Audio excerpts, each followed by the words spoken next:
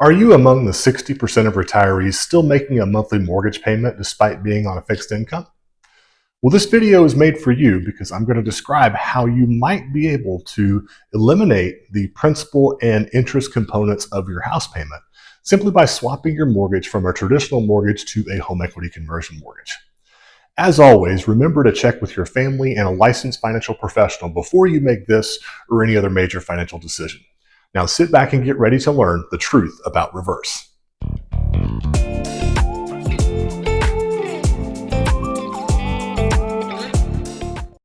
If this is your first time here, please like this video, subscribe to the channel, and be sure to tap that bell for notifications so that you can keep learning right along with us.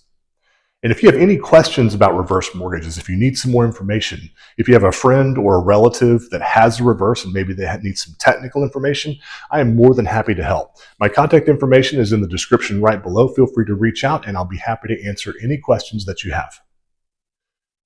Those over age 62 have amassed more than $13 trillion in home equity that largely sits idle during retirement. My name is Brian McRae, and I'm here to change that mindset.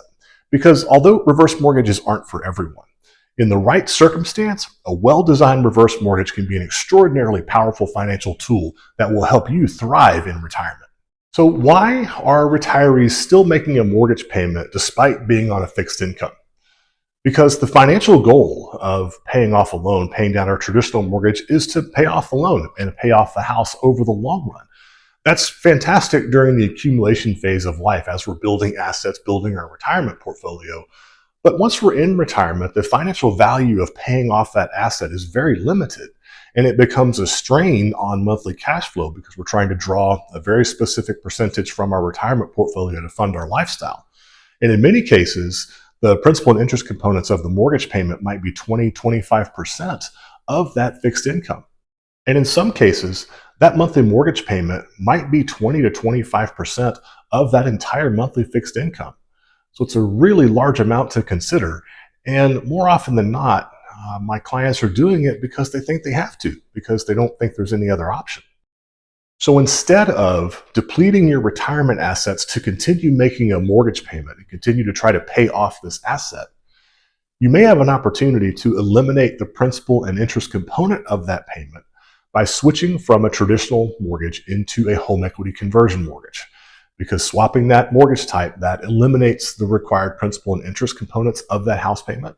That might save you thousands of dollars a month. So if you're still making that payment, you might be doing so because you think you have to, because you don't perceive any other option. And as we've discussed, the financial value of continuing to pay off an asset at this late stage in retirement is limited. And making this mortgage payment later in retirement may not make financial sense because the financial value of paying off the asset becomes limited, a little more limited the older we get. So it might be worth the trade-off to move into a home equity conversion mortgage in order to eliminate that component of your mortgage payment. And that can save you thousands of dollars a month and provide a vehicle for profound change in your lifestyle. In most scenarios, there's no cash changing hands. You're not writing a check at close. So the impact to cash flow is minimal to none once you're switching into the home equity conversion mortgage. Bear in mind there are closing costs. Those closing costs are extensive. We covered them in a previous video.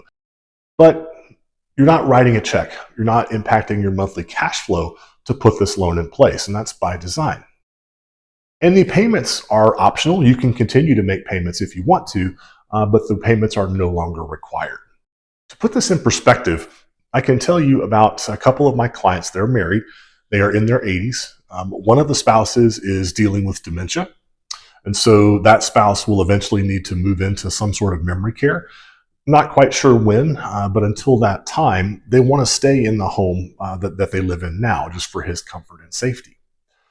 Now, it's way too much house. They have a significant mortgage balance. That loan balance, the payment component of that loan balance, just the principal and interest component of that payment, represent 25% of their monthly fixed income. And so simply by swapping out, by changing over to a home equity conversion mortgage. Now, bear in mind, they have a significant loan balance, and that's something to consider, but they're late in retirement. So they're in their 80s, the amortization period is much shorter, and they had a very specific need because that $2,500 a month is being used to bring care into the home, as well as make some lifestyle adjustments to make them as comfortable as possible until they need to move into long-term care.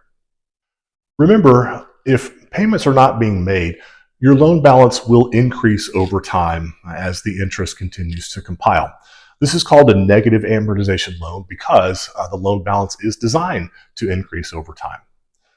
The larger your loan balance that you're bringing in, the more significant the impact of that interest accrual over time will be. The other consideration is your age. If you are relatively young in retirement and you bring in a loan balance to a home equity conversion mortgage, that loan has the opportunity to basically amortize over a much longer period of time, meaning your interest is also compounding over a longer period of time as well. But this is also the reason why the home equity conversion mortgage lends a relatively modest percentage of the home's value. The loan's modeled so that the home's appreciation will catch up or eclipse the interest that accrues on the loan balance itself.